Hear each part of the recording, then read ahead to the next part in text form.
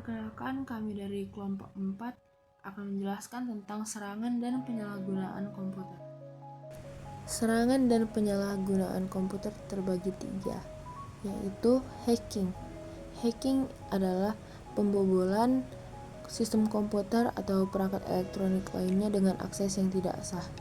Yang kedua adalah social engineering atau rekayasa sosial, yaitu trik psikologis untuk mendapatkan akses ke data atau informasi yang sensitif, digunakan untuk mendapatkan akses ke sistem atau lokasi yang aman. Dan malware adalah suatu program yang dirancang dengan tujuan untuk merusak dan menyusup ke sistem komputer. Oke, selanjutnya ada teknik hacking. Teknik hacking ini terbagi menjadi 6 cara. Yang pertama ada hijacking, yaitu pengambilan kendali atas sebuah komputer untuk melakukan aktivitas terlarang. Yang kedua ada spoofing, yaitu membuat komunikasi elektronik terlihat seolah orang lain yang mengirimkannya untuk memperoleh kepercayaan dari penerima. Yang ketiga ada pemecahan kata sandi, yaitu memasuki pertahanan sebuah sistem, mencuri file yang memuat kata sandi valid, mendekripsinya, dan menggunakannya untuk mendapatkan akses atas program, file, dan data. Yang keempat ada spamming, yaitu secara bersamaan mengirimkan pesan yang diminta ke banyak orang pada saat yang sama. Yang kelima ada impersonation, yaitu berpura-pura menjadi pengguna yang sah untuk mengakses sebuah sistem. Hal ini terjadi ketika pelaku mengetahui ID atau password pengguna. Yang keenam ada wargaling, yaitu program sebuah komputer untuk menghubungi ribuan sambungan telepon guna mencari dial-up modem lines. Para hacker membobol masuk ke dalam PC yang tersambung dengan modem dengan mengakses jaringan yang terhubung. Berikut macam-macam serangan dalam hacking. Pertama, serangan zero day. Serangan zero day adalah sebuah serangan di antara waktu kerentanan perangkat lunak baru ditemukan. Yang kedua, serangan limpahan buffer. Serangan limpahan buffer adalah serangan yang terjadi ketika jumlah data yang dimasukkan ke dalam sebuah program lebih besar daripada limpahan input yang dikesampingkan untuk menerimanya. Ketiga, serangan man in the middle. Serangan man in the middle adalah serangan yang menempatkan seorang hacker di antara klien dan host serta memotong lintas jaringan antara kedua pihak tersebut. Yang keempat, serangan injeksi. Serangan injeksi adalah serangan kode berbahaya dalam format pertanyaan atau query SQL disisipkan ke dalam input. Adapun tujuan hacking yaitu yang pertama pemerasan dunia maya, yaitu pengancaman untuk membahayakan sebuah perusahaan atau seseorang apabila jumlah uang tertentu tidak dibayarkan. Yang kedua adalah cyberbullying, yaitu menggunakan internet, telepon seluler, atau teknologi komunikasi lainnya untuk mendukung perilaku disengaja, berulang, dan bermusuhan yang menyiksa, mengancam, dan menghina. Yang ketiga adalah penjejalan situs, yaitu menawarkan situs gratis selama sebulan, mengembangkan situs tak berharga, dan membebankan tagihan telepon dari orang-orang yang menerima tawaran selama berbulan-bulan. Yang terakhir adalah pembajakan perangkat lunak, yaitu menyalin atau mendistribusikan perangkat lunak berhak cipta tanpa izin. Rekayasa sosial. Rekayasa sosial atau social engineering merujuk pada teknik atau trik psikologis yang digunakan agar orang-orang mematuhi keinginan pelaku untuk mendapat akses fisik atau logis ke sebuah bangunan, komputer, server, atau jaringan. Biasanya pelaku melakukan sebuah percakapan dengan seseorang untuk mengelabui, berbohong, atau memperdaya korban. Pelaku memanfaatkan 7 sifat manusia untuk menarik seseorang melakukan tindakan tertentu. Yang pertama belas kasihan, yang kedua keserakahan, yang ketiga daya tarik, yang keempat kemalasan, yang kelima kepercayaan, yang keenam urgensi, dan yang ketujuh kesombongan.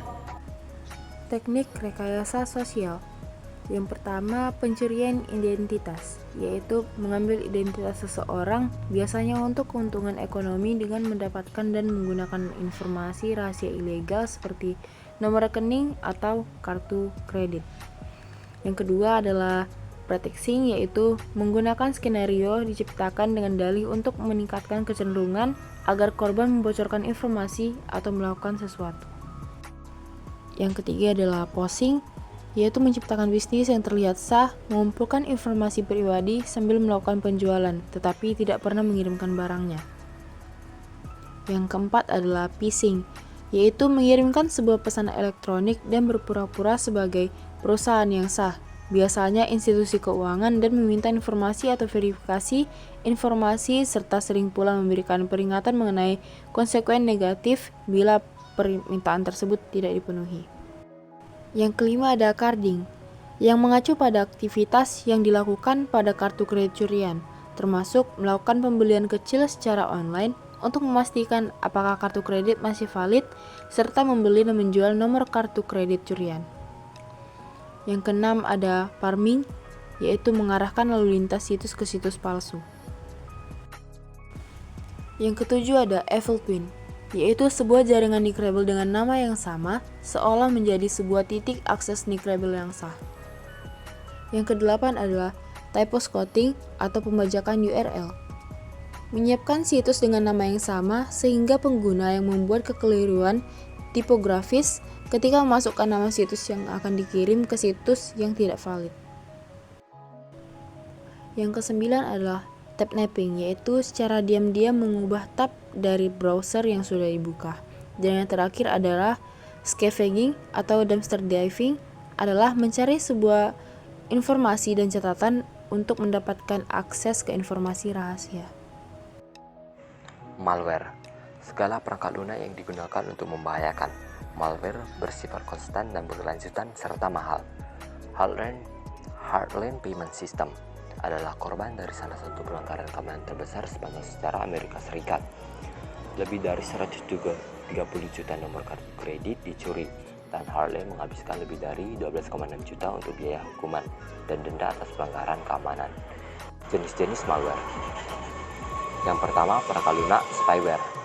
Perangkat lunak spyware adalah jenis komputer program yang dibuat untuk mencuri informasi-informasi penting atau pribadi dari komputer yang terinfeksi dan mengirimnya ke lokasi tertentu di internet untuk kemudian diambil oleh pembuatnya.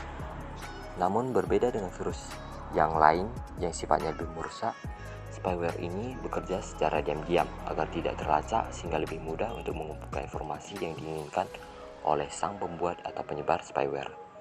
Yang kedua, adware merupakan spyware yang dapat memunculkan iklan banner pada monitor, mengumpulkan informasi mengenai penjelasan situs dan kebiasaan pengguna, dan mengirimnya kepada pencipta adware.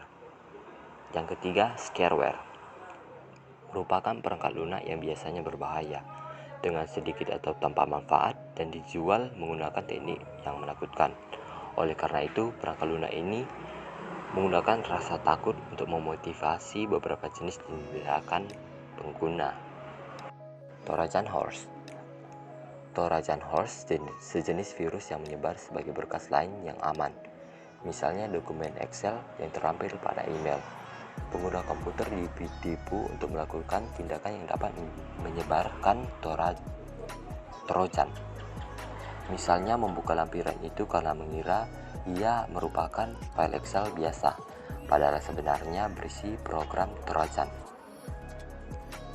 Setelah berhasil menginfeksi komputer, Trojan dapat bertindak merusak seperti virus lain dengan mengirim informasi penting termasuk user, ID, dan password ke pihak lain tanpa sepengetahuan pemilik komputer yang terinfeksi.